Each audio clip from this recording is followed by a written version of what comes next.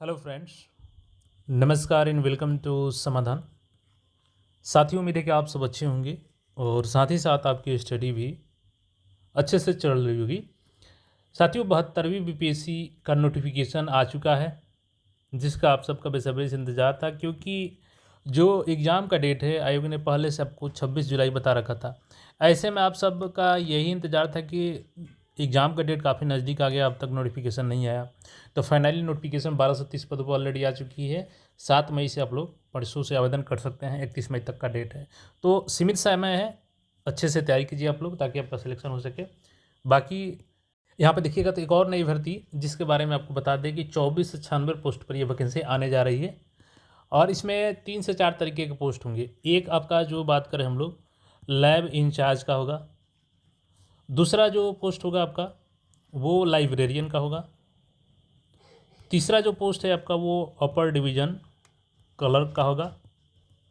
और fourth number जो post होगा आपका लोअर डिवीज़न क्लर्क का होगा। इसमें से मैक्सिमम वैकेंसी आपको बीएससी से देखने को मिलेगी।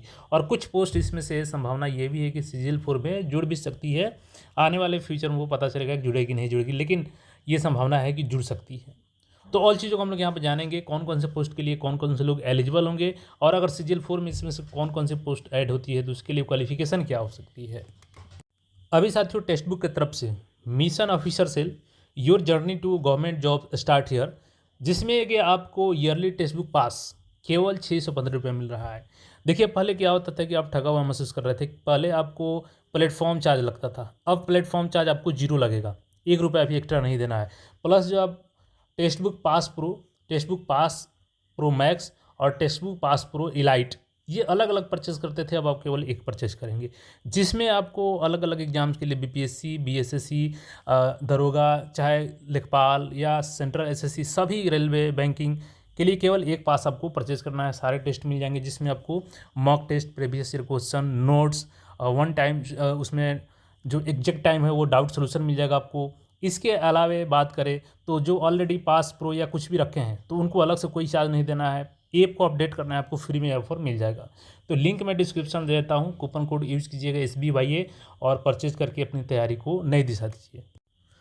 देखिए, मॉर्निंग में आपको बताया था कि 66 से प्लस 66 से 56 जो है वो प्रोफेसर, असिस्टेंट प्रोफेसर की वैकेंसी होनी है।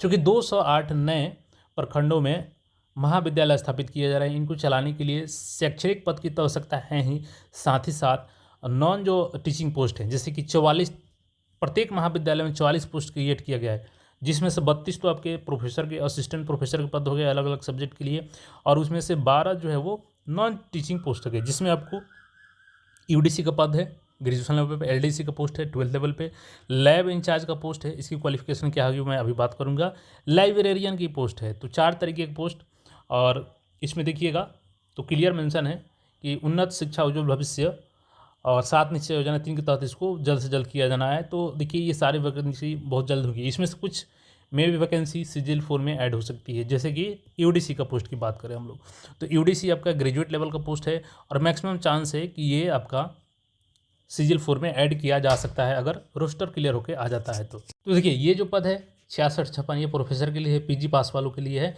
और वो नेट या बेट पास करेंगे तो ये फॉर्म भरेंगे। लेकिन आपके लिए काम का ये है 24 से 96 पोस्ट, ठीक है।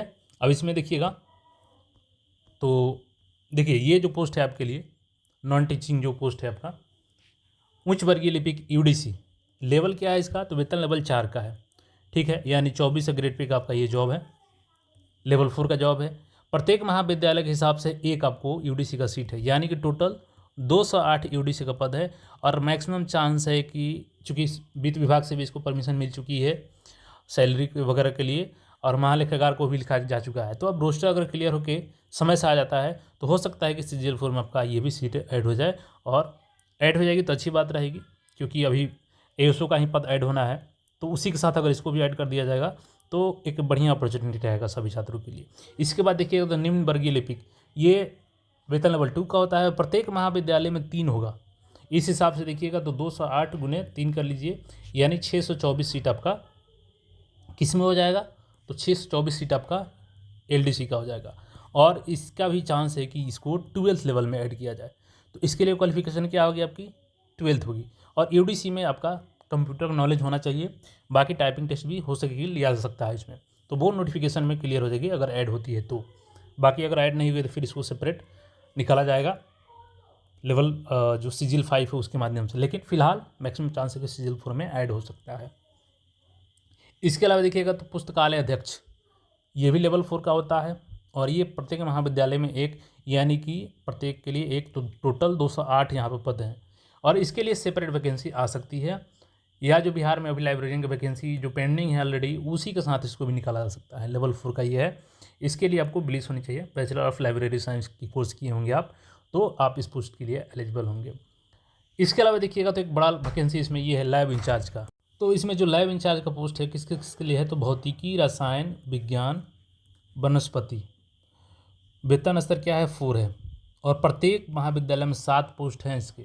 तो इस हिसाब से देखिएगा तो 208 गुने 7 कर लीजिएगा तो 1456 केवल हो जाता है आपका किसके लिए, तो लैब इंचार्ज के लिए। एक large number of vacancy lab in charge के लिए हो सकता है और इसके लिए सेपरेट वैकेंसी आपको निकाली जा सकती है। अब इसमें मैक्सिमम चांस है, चूँकि अलग अलग भौतिकी, रसायन विज्ञान सबके लिए है, तो देखिए अब इसमें क्वालिफिकेशन क्लियर नहीं है अभी, लेकिन 12th साइंस मांगा जा सकता है, या अगर ग्रेजुएशन मांगा जाएगा तो फिर आपसे जो भौतिकी से किए होंगे या रसायन से किए होंगे या विज्ञान से, रसायन विज्ञान या वनस्पति से, तो उनके लिए ग्रेजुएशन रखा जा सकता है। तो ये थोड़ा सा कन्फ्यूजन अभी क्लियर नहीं है जो क्वालिफिकेशन को लेकर के लैब इंचार्ज।